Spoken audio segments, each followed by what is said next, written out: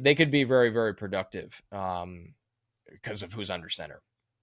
Yes. I hope that Garrett Wilson is a part of one of these groups as we're doing this 7, 8, 9 years from now. But a Yeah, fun like the exercise. 1,500-yard season, 10 touchdowns. Yeah, I think he's certainly capable of that. We'll get there. And if you don't need him to be, then that's great too.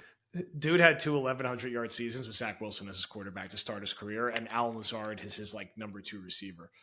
We'll close with this very quick because this is more real time. MVS signed with the Bills. Boyd, I think, signed. Like the guys we talked about are like off the market.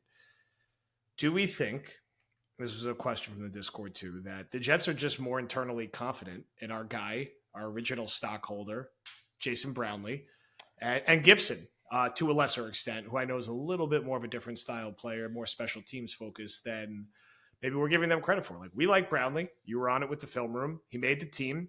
He had a couple moments down the stretch, small moments. We don't go he had a good crazy. summer. Had a good summer.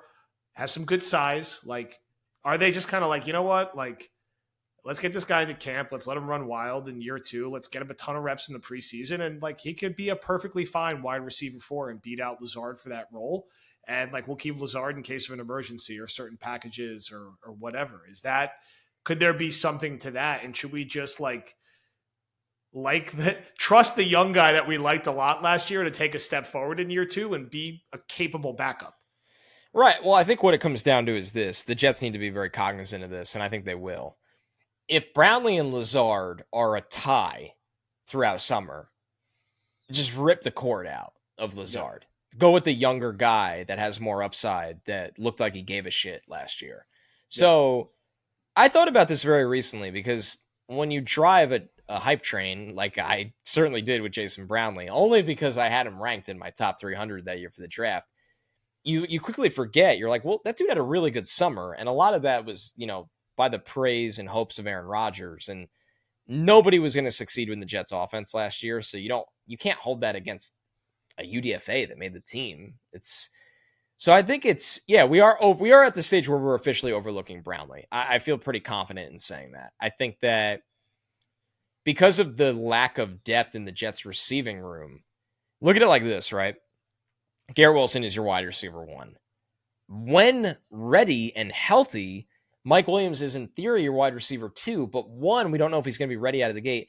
2, and I know I beat this to death on this podcast, but the historical rates of wide receivers coming off a torn ACL, like they just aren't what you know them as. It's not that he's not an effective player, but don't think of Mike Williams as just peak Mike Williams. That is going against. We're not going to get that till like week 9 or 10. I feel like that would be great.